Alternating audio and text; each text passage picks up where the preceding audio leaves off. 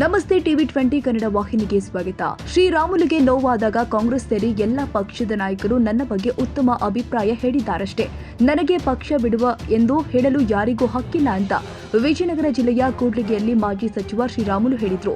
BJP ರಾಷ್ಟ್ರಾಧ್ಯಕ್ಷ JP Nadda ಅವರು ದಿಲ್ಲಿಗೆ ಬರುವಂತೆ ನನಗೆ ಆಹ್ವಾನಿಸಿದ್ದಾರೆ. ಈಗ ದಿಲ್ಲಿಯಲ್ಲಿ ಚುನಾವಣೆ, ಸಂಸತ್ ಕಲಾಪ ಇರೋದ್ರಿಂದ ಫೆಬ್ರವರಿ 5 ನಂತರ ತೆರಳಿ ರಾಷ್ಟ್ರದ ನಾಯಕರನ್ನ ಭೇಟಿಯಾಗ್ತೀನಿ. ಕೋರ್ ಕಮಿಟಿ ಸಭೆ ಸೇರಿ ಇತ್ತೀಚೆಗೆ ಬಿಜೆಪಿಯಲ್ಲಿ ನಡೆದ ವಿದ್ಯಮಾನಗಳ ಕುರಿತು ವರಿಷ್ಠರೊಂದಿಗೆ ಚರ್ಚೆ ಮಾಡಲು ಫೆಬ್ರವರಿ 5 ನಂತರ ದಿಲ್ಲಿಗೆ ತೆರಳುತ್ತೇನೆ. ನಾನು ಯಾವುದೇ ಕಾರಣಕ್ಕೂ ಪಕ್ಷ ಬಿಡುವುದಿಲ್ಲ. ಪಕ್ಷದಲ್ಲಿ ಬೇರೆ ಬೇರೆ ಕಡೆ ಅಪಸ್ವರ ಎದ್ದಿರುವುದು ಹಾಗೂ ಎಲ್ಲರೂ ಒಗ್ಗಟ್ಟಾಗಿ 2028ರಲ್ಲಿ ರಾಜ್ಯದಲ್ಲಿ ಮತ್ತೆ ಬಿಜೆಪಿ ಅಧಿಕಾರಕ್ಕೆ ತರುವ ನಿಟ್ಟಿನಲ್ಲಿ ಪಕ್ಷದ ಸಂಘಟನೆ ಕುರಿತು ಚರ್ಚೆ ಮಾಡ್ತೀನಿ.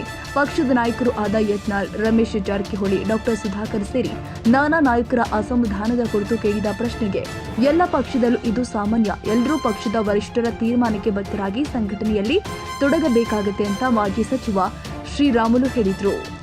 ನಾಯಕರು ಎಲ್ಲರೂ ಕೂಡ ಸೇರಿಕೊಂಡು ವಿಜೇಂದ್ರ ನೇತೃತ್ವದಲ್ಲಿ ಪಾರ್ಟಿ ಕಟ್ಟಬೇಕು, ಪುನಃ ಪಾರ್ಟಿ ಅಧಿಕಾರಕ್ಕೆ ಬರಬೇಕು ಅನ್ನೋ ವಿಚಾರ ಮಾಡಿದಂತ ಟೈಮಲ್ಲಿ ಎಲ್ಲರೂ ಕೂಡ ಸೇರಬೇಕು, ಎಲ್ಲರೂ ಕೂಡ ಒಗ್ಗಟ್ಟಿನಿಂದ ಕೆಲಸ ಮಾಡಬೇಕು ಅನ್ನೋ ರೀತಿಯಲ್ಲಿ ಮಾಡ್ಕೊಂಡು ಹೋಗ್ತೀವಿ. ಎಲ್ಲರೂ ಕೂಡ ಸೇರಿ ಸರ್, ವಿಜಯೇಂದ್ರ ಅವರು ಅಧ್ಯಕ್ಷರಾಗಿ ಮುಂದುವರಿಬೇಕಂತ ನಿಮ್ಮ ಅಭಿಪ್ರಾಯ?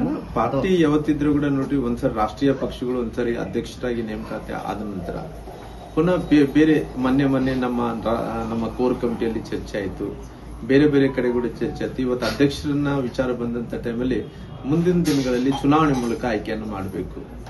ಆ ಚುನಾವಣೆ ಮೂಲಕ ಆಯ್ಕೆಯನ್ನು ಮಾಡಬೇಕಂದ್ರೆ ಯಾರ್ಯಾರು ಪ್ರಮುಖರಿದ್ದಾರೆ ಅವರೆಲ್ಲರೂ ಕೂಡ ಜಿಲ್ಲಾಧ್ಯಕ್ಷರು ಸೇರಿಕೊಂಡು ಅದು ಮತದಾನದಲ್ಲಿ ಪಾಲ್ಗೊಳ್ಬೇಕು ಅನ್ನೋ ರೀತಿಯಲ್ಲಿ ಅವರೊಂದು ನಿಯಮ ಮಾಡಿಕೊಂಡಿರೋ ಕಾರಣ ಮುಂದಿನ ದಿನಗಳಲ್ಲಿ ಅವರನ್ನ ಚುನಾವಣೆ ಮೂಲಕ ಆಯ್ಕೆ ಮಾಡ್ಕೊಂಡಂತ ಕೆಲಸ ಪಾರ್ಟಿ ಮಾಡುತ್ತೆ. ಈಗ ರಾಷ್ಟ್ರೀಯ ನಾಯಕರಾದ ರಾಧಾ ಮೋಹನ್ ಅಗರ್ವಾಲ್ ಅವರು ನಿಮ್ಮನ್ನ ಕೋರ್ ಕಮಿಟಿಯಲ್ಲಿ ನೇರವಾಗಿ ಒಂದು ಆಪಾದನೆ ಮಾಡಿದ್ರು. ನಿಮ್ಮ ಸೋಲಿಗೆ, ಸಂಡೂರು ಸೋಲಿಗೆ ರಾಮುಲು ಅವರೇ ಕಾರಣ. ನಾನು ಬಹಳ ಕ್ಲಾರಿಟಿ ಆಗಿ ಎಲ್ಲ ಸ್ಪಷ್ಟೀಕರಣವನ್ನು ಕೂಡ ಕೊಡಂತ ಕೆಲಸ ಮಾಡಿದ್ದೀನಿ.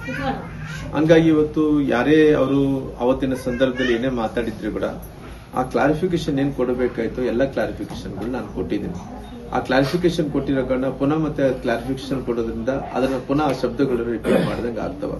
ಎಂತ ಪರಿಸ್ಥಿತಿಯಲ್ಲಿ ಅವ್ರಿಗೆ ಯಾವ್ದೊಂದು ತಪ್ಪು ಮಾಹಿತಿ ಇರ್ಬೋದು, ಯಾರು ಹೇಳುವಂತವ್ರು ಬೇರೆ ಎಲ್ಲೋ ಒಂದು ಕಡೆ ಹೇಳಿರ್ಬೋದು, ಹಂಗಾಗಿ ಅವರು ಸಿಟ್ಟದಲ್ಲಿ ಮಾತಾಡಿರ್ಬೋದು. ಮಾತಾಡಿದಂತ ಟೈಮಲ್ಲಿ ನಾನು ಏನ್ ಹೇಳ್ಬೇಕಾಯ್ತು ಎಲ್ಲಾ ವಿಚಾರಗಳನ್ನು ಕೂಡ ಮಾಧ್ಯಮದ ಮೂಲಕ ಕೇಳಿದೀನಿ, ಜನರು ಕೂಡ ತಿಳಿಸಂತ ಕೆಲಸ ಮಾಡಿದ್ವಿ. ಯಾರು ಕೆಲವೊಂದು ಮಂದಿ ಏಕೋಚನದಲ್ಲಿ ಏನ್ ಮಾತಾಡಿ ಅವರು ಕೂಡ ಇಡೀ ರಾಜ್ಯ ಜನರು ಉತ್ತರ ಕೊಡುವಂತ ಕೆಲಸ ಕೂಡ ಮಾಡಿದಾರೆ. ಹಂಗಾಗಿ ನನ್ನ ಸ್ಪಷ್ಟೀಕರಣ ಇಷ್ಟೇ, ಏನೇ ಇದ್ರು ಕೂಡ ಪಾರ್ಟಿ ವಿಚಾರ ಬಂದಂತ ಟೈಮಲ್ಲಿ ಏನು ಸಣ್ಣ ಪುಟ್ಟ ವ್ಯತ್ಯಾಸಗಳು ಆಗಿದ್ರು ಕೂಡ ಅವೆಲ್ಲ ಕೂಡ ಸರಿಪಡಿಸಿಕೊಂಡು ಮುಂದಿನ ದಿನಗಳಲ್ಲಿ ಪಾರ್ಟಿ ಕಟ್ಟುವಂತ ಕೆಲಸ ನಾವೆಲ್ಲರೂ ಕೂಡ ಮಾಡ್ಕೊಂಡು ಹೋಗ್ತೀವಿ.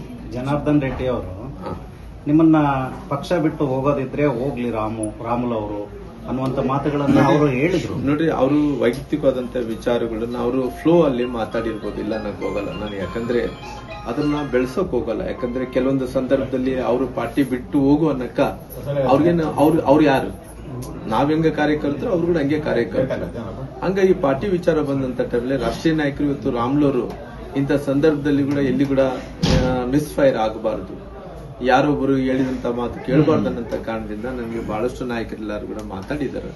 ಹಂಗ ಎಂತ ಪರಿಸ್ಥಿತಿಯಲ್ಲೂ ಕೂಡ ಪಾರ್ಟಿ ವಿಚಾರ ಬಂದಂತ ಟೈಮಲ್ಲಿ ನಾವೆಲ್ಲರೂ ಕೂಡ ಒಂದಾಗಿ ಕೆಲಸ ಮಾಡಂತ ಕೆಲಸ ಮಾಡ್ತೀವಿ. ನೀವು ಯಾವುದೇ ಕಾರಣಕ್ಕೂ ಪಕ್ಷ ಬಿಡಲ್ಲ ಸರ್? ಪಕ್ಷ ಬಿಡಂತ ಪ್ರಶ್ನೆನೇ ಬರಲ್ಲ. ಯಾಕಂದ್ರೆ ಪಾರ್ಟಿ ಅಂದ ತಕ್ಷಣ ಮುಂಚೆಂದು ಕೂಡ ಪಾರ್ಟಿಯನ್ನು ಕಟ್ಟಿದೀವಿ, ಕೆಲವೊಂದ್ಸರಿ ಅಧಿಕಾರಕ್ಕೆ ಬಂದಿದ್ವಿ, ಮಂತ್ರಿಗಳಾಗಿ ಕೆಲಸ ಮಾಡಿದ್ವಿ. ಪಾರ್ಟಿ ಇಷ್ಟೊಂದು ಮಾಡಿದಂತ ಟೈಮಲ್ಲಿ ಕೂಡ ಪಾರ್ಟಿ ಬಿಡಂತ ಪ್ರಶ್ನೆ ಇಲ್ಲಿಂದ ಬರುತ್ತೆ. ನೀವು ಯಾವಾಗ ಡೆಲ್ಲಿಗೆ ಹೋಗಿ ನಿಮ್ಮ ವರಿಷ್ಠರನ್ನ ಭೇಟಿ ಏನಾದ್ರು ಮಾತಾಡಿ? 5ನೇ ತಾರೀಕಿನ ನಂತರ ಡೆಲ್ಲಿಗೆ ಹೋಗ್ತೀನಿ.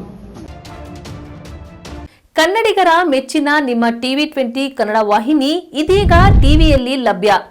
ಕರ್ನಾಟಕ ಮತ್ತು ದೇಶ ವಿದೇಶದ 360 ಡಿಗ್ರಿ ಸುದ್ದಿ ವಿವರವನ್ನ ಪಡೆಯುವುದಕ್ಕೆ ಟಿವಿ20 ವಾಹಿನಿಯನ್ನು ಲೈಕ್ ಮಾಡಿ, ವಿಡಿಯೋಗಳನ್ನು ಶೇರ್ ಮಾಡಿ, ಕಮೆಂಟ್ ಮಾಡಿ, ಸಬ್ಸ್ಕ್ರೈಬ್ ಮಾಡಿ. HCN ಕೇಬಲ್ 842 ನಂಬರ್ನಲ್ಲಿ ಹುಕ್ಕೇರಿ ತಾಲೂಕು ಹಾಗೂ ಸಂಕೇಶ್ವರದ ಸುತ್ತಮುತ್ತಲಿನ ಹಳ್ಳಿಗಳಲ್ಲಿ ಲಭ್ಯ. PCN ಕೇಬಲ್ 129 ನಂಬರ್ನಲ್ಲಿ ಹಾರುಗೆರೆ ಸುತ್ತಮುತ್ತಲಿನ ಹಳ್ಳಿಗಳಲ್ಲಿ ಲಭ್ಯ. ರಾಯಬಾಗ್ ಡಿಜಿಟಲ್ ಚಾನೆಲ್ ಕೇಬಲ್ 80ನೇ ನಂಬರ್ನಲ್ಲಿ ರಾಯಬಾಗ ತಾಲೂಕಿನ ಸುತ್ತಮುತ್ತಲಿನ ಹಳ್ಳಿಗಳಲ್ಲಿ ಲಭ್ಯ. UDCN ಕೇಬಲ್ ನೆಟ್ವರ್ಕ್ ಉಗಾರ ಸುತ್ತಮುತ್ತಲಿನ ಹಳ್ಳಿಗಳಲ್ಲಿ ನಿಮ್ಮ ಟಿವಿ20 ಕನ್ನಡ ವಾಹಿನಿಯೂ ಲಭ್ಯ.